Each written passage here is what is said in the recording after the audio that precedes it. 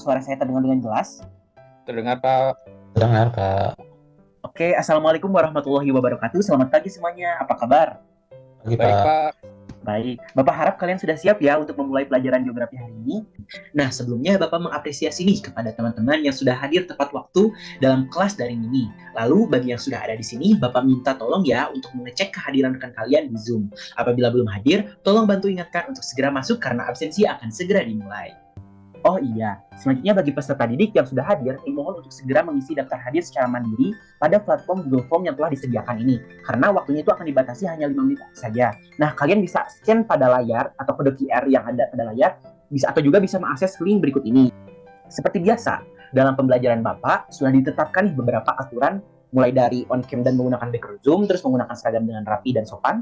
Pastikan belajar nyaman dan bebas gangguan dan aktif selama proses pembelajaran. Untuk itu, boleh cek lagi ya kesiapannya. Bagi yang belum on-cam ataupun memakai background, silahkan segera on-cam dan memakai background yang telah diberikan. Kemudian yang seragamnya belum rapi, silahkan rapikan, serta pastikan gitu mencari tempat belajar yang nyaman dan bebas dari gangguan. Baik, karena Bapak rasa kalian udah siap, alangkah baiknya sebelum memulai pembelajaran, kita berdoa terlebih dahulu supaya kegiatan kita pada pagi ini bisa berjalan dengan lancar dan ilmu yang Bapak sampaikan ini bisa bermanfaat gitu bagi kita semua. Amin. Nah, untuk itu kepada ketua kelas, mohon untuk memimpin doa. Baik, sebelum belajar, mari kita berdoa terlebih dahulu. Berdoa dimulai. Berdoa selesai. Terima kasih, Gunawan.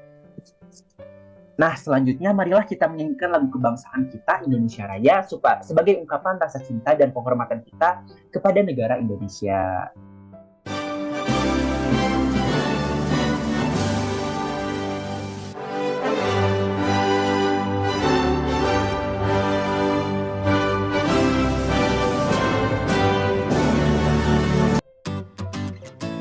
Nah, sebelum masuk ke kegiatan inti, Bapak ingin bertanya nih, kalian masih ada gak yang ingat materi pada pertemuan sebelumnya? Saya, Pak. Oke, Haikal. Belajar tentang apa nih, Kal? Jadi di pertemuan sebelumnya, kita belajar mengenai litosfer. Oke, mengenai litosfer ya. Kalau boleh tahu, materinya tentang apa aja sih, Kal? Jadi litosfer itu punya lapisan-lapisan, sama bagaimana dinamika atau proses yang terjadi seperti tektonisme, vulkanisme, sama seisme, dan dampaknya bagi manusia. Masya Allah, hebat sekali ya Haikal ini. Benar apa yang disampaikan Haikal, bahwa pertemuan kemarin itu kita telah membahas materi dinamika litosfer ya, yang memang fokus itu pada lapisan bumi yang telah kita pijak gitu. Nah, untuk hari ini kita akan mempelajari bagian dari atas bumi itu sendiri, atau langit gitu, yang dapat kita sebut juga dengan dinamika atmosfer. Nah, atmosfer sendiri ini masih berhubungan loh dengan litosfer. Kenapa gitu? Karena kedua konsep tersebut itu terhubung sebagai bagian dari unsur-unsur geosfer, yang mana merupakan lapisan yang mencakup keseluruhan komponen baik fisik maupun non-fisik yang ada di permukaan bumi, serta mempengaruhi berbagai fenomena yang terjadi di sana. Nah, sebelum masuk ke materi atmosfer ini, Bapak ingin bertanya dulu deh satu pertanyaan nih. Pertanyaan pertama, apa aja sih fenomena yang kalian temuin di langit? Ada boleh dijawab? Oke, Haikal Amjad udah raise hand ya. Apa Haikal, kamu lihat apa aja di langit? Kalau yang pernah saya lihat secara langsung, ya seperti meteor jatuh. Wah. Kemudian kalau yang saya ketahui gitu, seperti aurora di wilayah utara atau selatan bumi, terus komet, sampai mungkin benda buatan manusia seperti satelit, Pak. Oke, baik sekali. Terus ada siapa lagi yang mau jawab? Saya, Pak. Oke, Gunawan lihat apa aja sih di langit? Di langit itu saya lihat ada awan, pelangi, hujan, kemudian ada juga pesawat terbang. Oke, benar sekali jawaban dari Haikal dan juga Gunawan. Nah, tapi kalian penasaran gak sih kenapa fenomena-fenomena ini bisa terjadi? Oke, dikit dulu ya pertanyaannya. Sekarang kita masuk ke pertanyaan kedua. Pernah gak sih kalian berpikir bahwa kenapa bulan itu permukaannya berkawah-kawah gitu, bopeng gitu ya? Sementara kalau bumi itu mulus gitu. Ada yang mau menjawab? Ya, Pak. Oke, Gunawan. Kenapa nih kalau menurut Gunawan? Mungkin karena ada tabrakan meteor, Pak. Nah, benar apa yang Gunawan bilang, bahwa bulan ini memiliki banyak kawah-kawah karena emang adanya tumbukan gitu dengan meteor atau benda-benda luar angkasa selama bermiliaran-miliar tahun yang lalu gitu. Tapi kan berarti bumi juga harusnya bopeng-bopeng kayak bulan gitu, karena pasti terdampak juga gitu. Nah, kenapa bumi berbeda gitu dengan bulan? Karena bumi memiliki suatu lapisan udara yang telah berhasil melindungi permukaannya dari jatuhan benda-benda luar angkasa. Lapisan tersebut disebut dengan lapisan atmosfer yang tadi kita bicarakan. Lalu mengenai fenomena-fenomena yang telah tadi disebutkan, seperti hujan, awan, pelangi, aurora, dan sebagainya, itu juga terjadi karena ada pengaruh dari lapisan atmosfer ini gitu. Nah, kalian jadi makin penasaran kan tentang lapisan atmosfer ini? Biar makin penasaran, Bapak akan jelasin juga manfaat yang bakal kalian dapat setelah belajar mengenai atmosfer ini. Nah, di antaranya itu kalian bisa mengidentifikasi gitu setiap lapisan atmosfer yang ada, di mana masing-masing itu memiliki karakteristik dan fenomena tertentu yang menimbulkan dampak bagi kehidupan di bumi, sehingga nantinya kalian diharapkan bisa mengambil langkah-langkah yang tepat dalam menghadapi dampaknya ini. Nah, kalian juga bisa memahami gitu bagaimana interaksi gitu antara atmosfer dengan bumi, sehingga kalian punya wawasan yang lebih baik tentang iklim, cuaca, atau fenomena-fenomena yang bisa kalian temui di atmosfer. Dampaknya, kalian itu bisa mengikuti berita-berita cuaca, terus mengerti mengenai laporan-laporan cuaca, bahkan kalian juga bisa gitu mengambil langkah-langkah pencegahan saat adanya cuaca ekstrim atau bencana yang akan terjadi. Nah, jadi makin semangat kan? Berikut ini Bapak sampaikan juga tujuan-tujuan dalam kegiatan pembelajaran hari ini supaya pembelajaran kalian menjadi lebih terarah ya. Untuk tujuan pembelajaran sendiri, di sini kita akan menggunakan model discovery learning, yang mana kalian akan mencari sendiri gitu materi-materi dari atmosfer ini. Untuk tujuan yang diharapkan gitu dalam pembelajaran kali ini, yang pertama itu peserta didik dapat memahami konsep atmosfer beserta komposisi gas-gas penyusunnya. Lalu yang kedua adalah menghubungkan karakteristik dari tiap lapisan atmosfer dengan dampak dan fenomena yang terjadi pada tiap lapisan tersebut. Dan yang ketiga ini, yang kalian akan melakukan aktivitas gitu, di mana kalian akan menentukan manfaat dari penyelidikan pada lapisan atmosfer tertentu bagi kehidupan yang disajikan dalam bentuk tulisan yang dilengkapi oleh ilustrasi pada platform papan tulis berbasis digital atau whiteboard. Oke, kita akan mulai yang pertama yaitu definisi atmosfer dan komposisinya. Nah, sebelum masuk ke definisi tersebut, kalian pasti pernah dengar gitu kata atmosfer ini, baik dari film, buku, ataupun drama, yang mana intinya itu artinya sebagai suasana ataupun keadaan gitu, suasana atau perasaan. Misalnya itu kayak, wah atmosfer di sini sangat menegangkan, ataupun wah atmosfer di sini sangat menakutkan gitu ya. Akan tetapi dalam geografi ini, atmosfer di sini bukan itu ya. Di sini bisa dilihat bahwa definisi atmosfer ini secara bahasa berasal dari kata atmos yang berarti udara atau uap, dan sphaira yang berarti lapisan, sehingga dapat disimpulkan bahwa secara bahasa atmosfer ini merupakan diartikan sebagai lapisan udara. Selanjutnya adalah berdasarkan menurut istilah gitu, bahwa atmosfer ini adalah campuran gas ya atau udara gitu ya yang menyelimuti dan terikat pada bumi oleh gaya gravitasi bumi, yang mana tebalnya itu kira-kira 1000 km. Wah, tebal banget gitu ya. Nah, tadi udah disebutin nih bahwa atmosfer ini adalah campuran gas atau udara. Campuran gas ini apa aja sih? Nah, campuran gas ini terdiri dari uap air, berbagai macam gas, dan partikel-partikel padat atau aerosol. Nah, sebelum kita masuk ke materi komposisi penyusun atmosfer, Bapak pengen nanya nih, nanti kalian bisa jawab ya di polling. Jadi, menurut kalian, apa sih komposisi gas penyusun atmosfer yang paling banyak? Oke, dari hasil polling kita bisa lihat nih bahwa yang menjawab karbon dioksida itu sebanyak 45% ya. Lalu yang menjawab oksigen juga sama gitu, 45%. Dan menjawab salah itu sisanya yaitu 10%. Jawaban yang benar adalah oke, selamat kepada yang 10% tadi ya. Aduh, yang baru menjawab baru bisa 10% ya. Komposisi gas paling banyak di atmosfer adalah nitrogen, yang mana yang kedua itu disusul oleh oksigen sebesar 21%. Lalu yang ketiga itu argon sebesar 0,93%, dan yang keempat adalah karbon dioksida sebesar 0,03%. Nah, sisanya yang sedikit-sedikit yaitu gas lain itu. Di antaranya itu ada gas ozon, terus ada gas xenon, ada gas helium, ada gas hidrogen, dan sebagainya. Oke, selanjutnya kita akan masuk ke lapisan atmosfer dan karakteristiknya. Nah, untuk lapisan troposfer ini, ciri pertama itu terdapat pada ketinggian 0-10 km. Bisa dilihat di gambar ini bahwa ketinggiannya itu 0-10 km. Lalu yang kedua adalah terjadinya gradien termometrik, di mana tiap naik 100 meter suhu turun 0,5 derajat Celcius. Berarti pada lapisan ini tuh terjadi penurunan suhu gitu, makin dingin gitu semakin tinggi itu. Bisa dilihat gitu di pada garis temperatur ini, yang mana bergerak semakin ke kiri, yang mana artinya itu maka semakin dingin, semakin turun.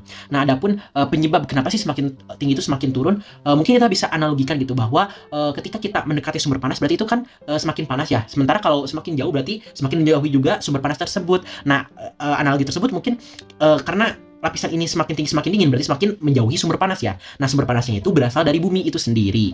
Oke, lalu yang ketiga adalah padat dengan gas. Alasan padat dengan gas pada lapisan troposfer ini karena memang pada lapisan ini terpengaruhi oleh gaya gravitasi yang tinggi gitu ya. Karena emang paling dekat gitu sehingga gasnya itu padat. Lalu banyak mengandung uap air, embun, dan juga debu. Nah, uap air, embun, dan debu ini juga merupakan bisa dibilang sebagai bahan-bahan gitu, bahan-bahan untuk terjadinya gejala cuaca yaitu. Nah, oleh karena itulah gejala di lapisan ini tuh memiliki ciri khas bahwa terdapat gejala cuaca seperti awan, hujan, petir, dan angin, bisa dilihat di sini. Nah, karena adanya gejala-gejala cuaca tersebut sehingga atmosfer ini tuh pergerakan udaranya dinamis gitu ya, nggak statis, sangat wah bergerak sana sini karena emang adanya gejala cuaca sehingga nggak cocok gitu untuk pesawat komersil. Jadi pesawat yang cocok adalah ya pesawat yang memiliki baling-baling gitu, sehingga adanya pergerakan udara ini tuh bisa mengangkat gitu baling-baling, tuh bisa memutarkan baling-baling. Oke, kita masuk ke lapisan kedua, yaitu lapisan stratosfer. Ya, pada lapisan stratosfer ini bisa dilihat karakteristik pertama adalah terdapat pada ketinggian 0 sampai 50 km. Bisa dilihat di sini ketinggiannya itu sekian. Lalu adanya inversi suhu gitu, di mana semakin ke atas itu temperaturnya makin tinggi. Bisa dilihat di sini garis temperaturnya bergerak ke arah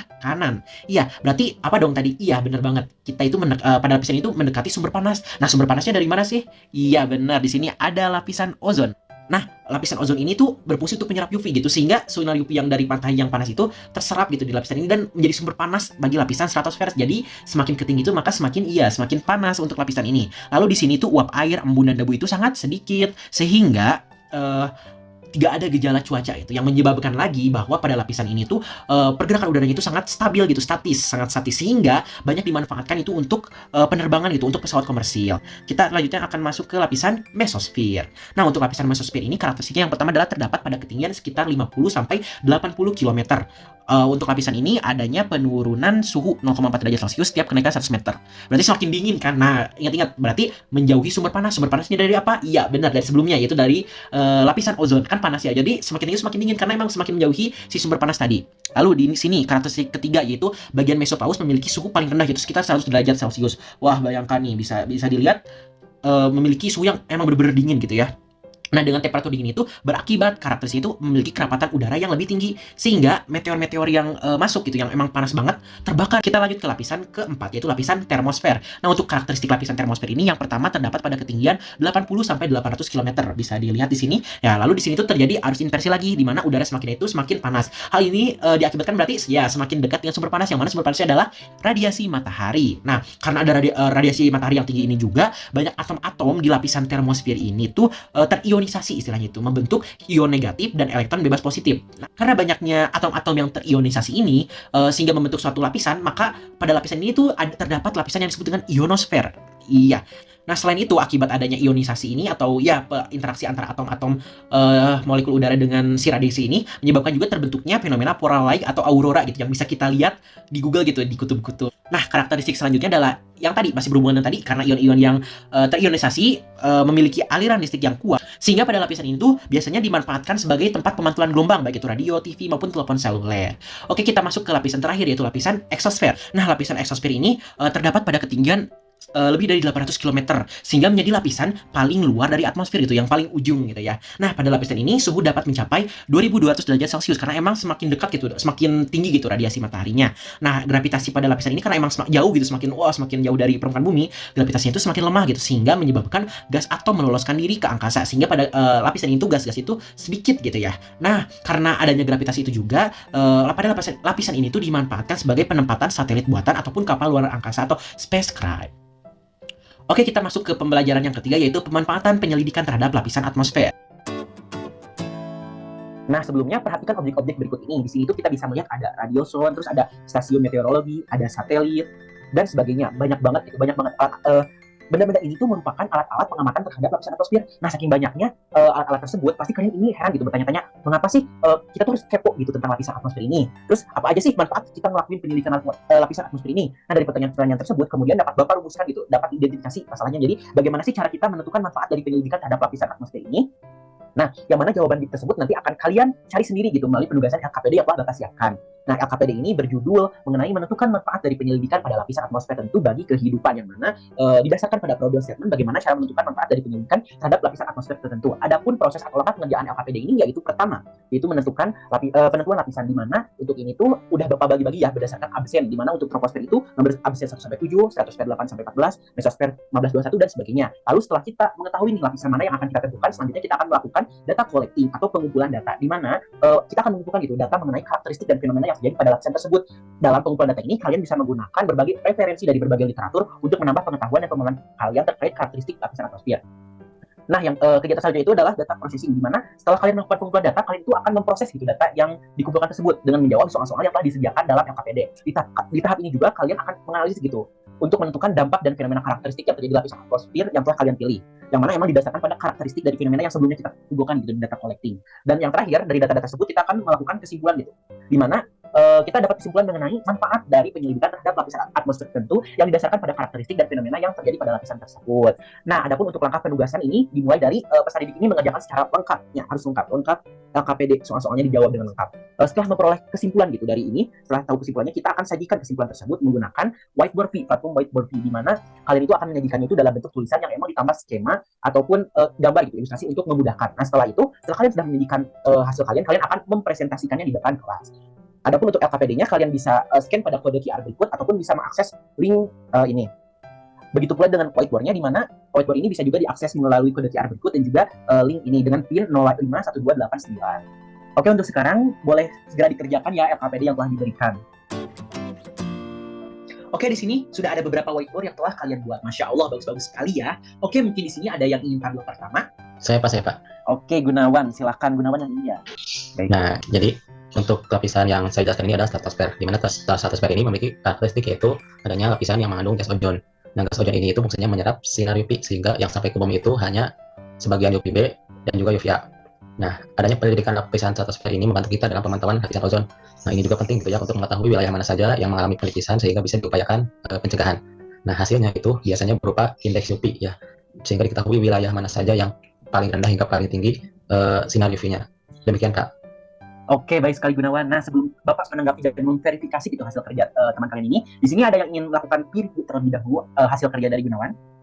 Oke, apabila tidak ada, Bapak akan langsung review ya. Untuk hasil dari Gunawan sendiri, Masya Allah, tepat sekali ya. Seperti yang disampaikan oleh Gunawan tadi, penyelidikan terhadap lapisan stratosfer ini tentunya memainkan peran penting dalam pemahaman kita tentang lapisan ozon. Kita tahu gitu bahwa sebelumnya karakteristik dari lapisan ini adalah terdapat gas ozon yang menyebabkan adanya fenomena penyerapan sinar UV dari matahari. Nah, sehingga melindungi kulit kita dari risiko sinar UV tersebut. Nah, melalui penyelidikan tersebut, kita dapat melakukan pemantauan lapisan ozon untuk melihat lokasi mana sih yang tempat terjadinya penipisan dan peningkatan paparan radiasi UV. Bahkan kita juga bisa memantau gitu penyebab dari adanya lubang ozon tersebut. Nah, dengan memahami ini, kita dapat mengambil langkah-langkah yang tepat untuk melindungi lapisan ozon kita.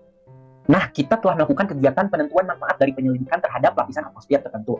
Dari kegiatan-kegiatan tersebut, apa aja sih yang dapat kita simpulkan? Ada yang bisa jawab? Boleh on mic ya. Oke, Haikal udah raise hand. Boleh Haikal dijelaskan kesimpulannya? Baik, Pak. Izin menyimpulkan. Kesimpulan yang bisa dapat saya simpulkan adalah dari penyelidikan yang sudah dilakukan, bahwasannya atmosfer ini pada setiap lapisannya memiliki karakteristik tertentu atau berbeda gitu antara lapisannya. Nah, karakteristik tersebut berpengaruh terhadap berbagai fenomena yang terjadi di lapisan itu sendiri. Seperti tadi, misalnya pada troposfer yang mempunyai komposisi uap, uap air, debu, dan sebagainya yang bisa menyebabkan fenomena cuaca seperti hujan. Nah, fenomena tersebut juga ternyata berdampak bagi kehidupan, sehingga penyelidikan terhadap lapisan atmosfer ini penting dilakukan untuk meminimalisir dampak yang terjadi. Kurang lebih seperti itu, Pak. Hebat Haikal, kesimpulan yang sangat tepat. Seperti yang dikatakan oleh Haikal tadi, bahwa penyelidikan pada lapisan atmosfer ini tentunya memainkan peran penting dalam kehidupan. Karena informasi yang didapatkan mengenai lapisan atmosfer ini, baik berupa karakteristik maupun fenomena yang terjadi, dapat membantu kita dalam mengatasi berbagai dampak yang ditimbulkan dari tiap lapisan atmosfer tersebut. Adapun melalui kegiatan yang telah kita lakukan, refleksi yang dapat diperoleh adalah kita bisa jadi lebih sadar gitu akan pentingnya lapisan atmosfer ini bagi kehidupan, mulai dari troposfer sampai eksosfer. Semuanya itu memiliki manfaat dan dampak gitu bagi manusia. Oleh karena itu, kita sebagai manusia yang tinggal di dalam lapisannya perlu untuk mengambil gitu langkah-langkah nyata untuk melindungi dan melestarikan atmosfer. Nah, dari kegiatan-kegiatan sebelumnya, kemudian bisa kita ulang lagi nih dari tujuan pembelajaran yang sebelumnya telah Bapak susun. Untuk tujuan pembelajaran pertama, apakah ada kesulitan? Tidak, Pak. Oke, berarti Bapak simpulkan kalian sudah paham gitu ya. Nah, untuk tujuan kedua, apakah ada kesulitan gitu bagi teman-teman di sini? Tidak, Pak. Oke, tidak, berarti Bapak simpulkan sudah tercapai juga ya. Nah, lalu yang ketiga, apakah masih ada kesulitan gitu dari kalian semua? Tidak, Pak. Ya, tidak juga. Jadi kan Bapak simpulkan kalian sudah mencapai gitu tujuan pembelajaran tersebut. Nah, untuk menguji pemahaman kalian mengenai materi lapisan atmosfer beserta karakteristiknya, maka akan diadakan post test ya. Untuk post test sendiri bisa diakses melalui scan kode QR berikut, atau mungkin kalian bisa mengakses melalui link yang ada pada slide ini. Selamat mengerjakan ya. Nah, setelah mengerjakan post test tadi, Bapak akan menginformasikan nih mengenai program remedial dan juga program pengerjaan. Untuk program remedial sendiri ditujukan bagi peserta didik yang memang masih belum gitu mencapai ketuntasan belajar, yang mana nanti akan dilaksanakan remedial teaching berupa pembelajaran gitu ya dengan pendidik ataupun tutor sebaya yang diakhiri juga dengan tes. Adapun bagi peserta didik yang telah mencapai gitu atau melebihi ketuntasan belajar, maka akan dilakukan program pengayaan yang mana dilakukan secara berkelompok melalui diskusi mengenai materi yang memang lebih deep gitu dari dinamika lapisan atmosfer dan karakteristiknya ini, yaitu kita akan belajar mengenai struktur lapisan atmosfer secara vertikal berdasarkan komposisinya dan juga kelistrikannya. Oke, untuk hari ini kita telah belajar mengenai semua lapisan atmosfer beserta karakteristik dari setiap lapisannya. Nah, untuk selanjutnya kita akan belajar apa ya? Untuk pertemuan selanjutnya kita akan lebih fokus kepada bagian troposfernya saja, di mana tempat kita makhluk hidup itu tinggal. Di mana dalam lapisan troposfer ini juga terdapat gejala cuaca dan iklim. Nah, gejala cuaca dan iklim inilah konsep yang akan kita pelajari selanjutnya. Oke, karena pembelajaran hari ini telah usai, sebelum mengakhiri sesi ini, alangkah baiknya kita menutup pembelajaran dengan berdoa agar ilmu yang telah Bapak sampaikan itu dapat bermanfaat bagi kita semua. Silakan kepada ketua kelas untuk memimpin. Baik, sebelum kita menyelesaikan pembelajaran, mari kita berdoa terlebih dahulu. Berdoa dimulai. Berdoa selesai. Oke, terima kasih Gunawan. Nah, sebagai penutup, saya ingin mengucapkan terima kasih kepada setiap peserta didik atas partisipasi dan semangat yang telah kalian tunjukkan selama pembelajaran ini berlangsung. Sampai jumpa di pertemuan berikutnya dan tetap semangat. Selamat beristirahat. Wassalamualaikum warahmatullahi wabarakatuh.